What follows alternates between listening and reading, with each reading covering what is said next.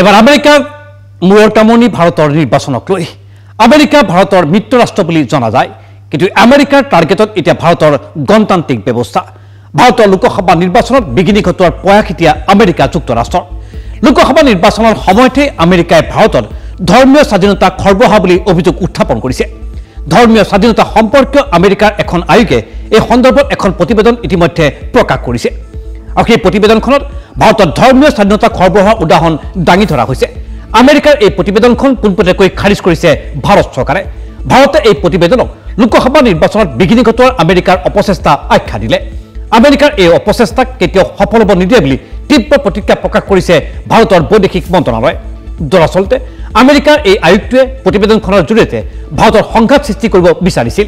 প্ৰতিবেদনখনক লৈ নিৰ্বাচনৰ সময়ত দেশৰ বিভিন্ন পক্ষৰ মাজত বিবাদ হোৱাটো বিচাৰিছিল মাৰ্কিন আয়োগে। কিন্তু মাৰ্কিন আয়োগৰ উদ্দেশ্য অনুধাৱন কৰি তীব্ৰ প্ৰত্যাক্ৰমণ কৰিছে ভাৰতৰ বিদেশ মন্ত্ৰণালয়। ভাৰতৰ বিদেশ মন্ত্ৰণালয়ে এই সম্পৰ্কত কয় যে ভাৰতৰ বৰ্ণাঢ্য গণতান্ত্ৰিক ব্যৱস্থাক আমেৰিকাৰ ধৰ্মীয় আয়োগে বুজি উঠা নাই। ইয়াৰ পৰিৱৰ্তে আমেৰিকাৰ ধৰ্মীয় আয়োগে ভাৰতৰ বিৰুদ্ধে অপপ্ৰচাৰত লিপ্ত হৈছে। ইফালে আন এটা প্ৰসংগতো নিৰ্বাচনৰ সময়তে ভাৰতক ব্যতিব্যস্ত কৰিবলৈ প্ৰয়াস কৰিছে আমেৰিকা যুক্তৰাষ্ট্ৰই। খালিস্তানী সন্ত্ৰাসবাদী পন্নুক নিউয়ৰ্কত ভাৰতৰ গুপ্তচৰ সংস্থাই হত্যা কৰা ষড়যন্ত্ৰ ৰচিছে বুলি আমেৰিকাই অভিযোগ উত্থাপন কৰিছে। পন্নু হত্যাৰ ষড়যন্ত্ৰত জড়িত আছে বুলি অভিযোগ উত্থাপন কৰিছে আমেৰিকা যুক্তৰাষ্ট্ৰই। আমেৰিকাৰ এই অভিযোগক ভাৰত চৰকাৰে পোনছাতেই খাৰিজ কৰিছে। পন্নু হত্যাৰ ষড়যন্ত্ৰত ভাৰত কোনোপধ্যে জড়িত নহয় বুলি ইতিমধ্যে প্ৰকাশ কৰিছে ভাৰত চৰকাৰে। এনেদৰেই ভাৰতৰ লোকসভা নিৰ্বাচনৰ সময়ত এক প্ৰকাৰ বৈৰী ৰাষ্ট্ৰৰ ভূমিকা পালন কৰিছে আমেৰিকা যুক্তৰাষ্ট্ৰই।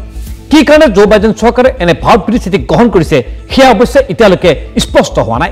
ইফালে ধৰ্মীয় স্বাধীনতা আৰু পন্নু প্ৰসংগত ভাৰতৰ পক্ষত মাত দিছে ৰাছিয়াই।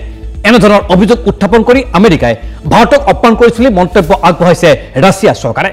আমেৰিকাৰ সকলো অভিযোগ ভিত্তিহীন বুলি ৰাছিয়াৰ পুটিন চৰকাৰে ইতিমধ্যে মন্তব্য প্ৰকাশ কৰিছে। এইদৰেই কঠিন সময়ত ভাৰতৰ পক্ষলৈ ৰাছিয়াই পুনৰ ভাৰতৰ প্ৰকৃত বন্ধু ৰাষ্ট্ৰৰ ভূমিকা পালন কৰিলে। ধৰ্মীয় স্বাধীনতা আৰু পন্নু প্ৰসংগত আমেৰিকাৰ সৈতে এতিয়া ভাৰতৰ সম্পৰ্ক তিক্ত হৈছে, কিন্তু একে প্ৰসংগতে ৰাছিয়াৰ সৈতে ভাৰতৰ শুদ্ধ বন্ধুত্বৰ প্ৰমাণ দেখিবলৈ পোৱা গৈছে।